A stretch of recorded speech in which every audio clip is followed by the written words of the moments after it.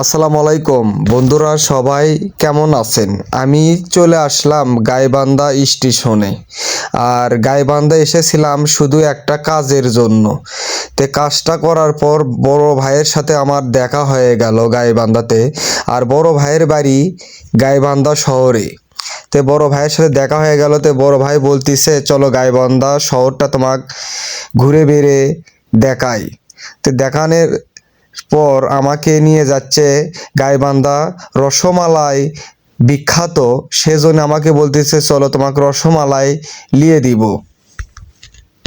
গাইবান্ধা শহরটা খুব নিরিবিলি, ফাঁকা, লোকজন খুবই কম। আপনারা যদি কখনো গাইবান্ধাতে আসেন অবশ্যই রসমালাইটা নিয়ে যাবেন। কিছু গাইবান্ধার রসমালাইটা খুব ভালো। আর স্টেশন থেকে 5-7 মিনিট লাগবে রসমালাইয়ের হোটেল আসতে।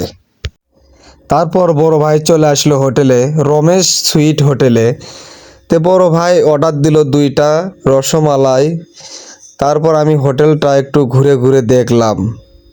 হোটেলটা অনেক সুন্দর, মিষ্টি সাজে থুয়ে দিছে, অনেক সুন্দরই লাগতেছে।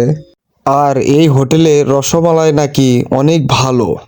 আর এই হোটেল থেকেই সবাই রসমালাই নিয়ে যায়, বিভিন্ন জেলা জেলা থেকে এসে এই হোটেল থেকেই রসমালাই নিয়ে যায়। ঠিক আছে।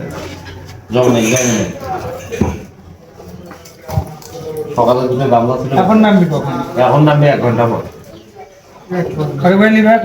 কত করে দাম? 400 টাকা কেজি। 400 টাকা কেজি। 380 না? না 400। এর আগে তো কম নিয়ে গেছে না? অনেক দিন আগের কথা।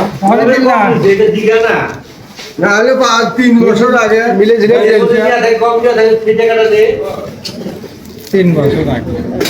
আসতেছি প্রায় আপনি 3 বছর আগে। 3 বছরের কথা কও, তার আগে কর না।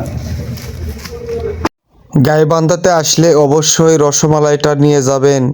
আজকের ভিডিও এই পর্যন্তই। আবার পরবর্তীতে ভিডিও দেখার জন্য আমন্ত্রণ। ধন্যবাদ।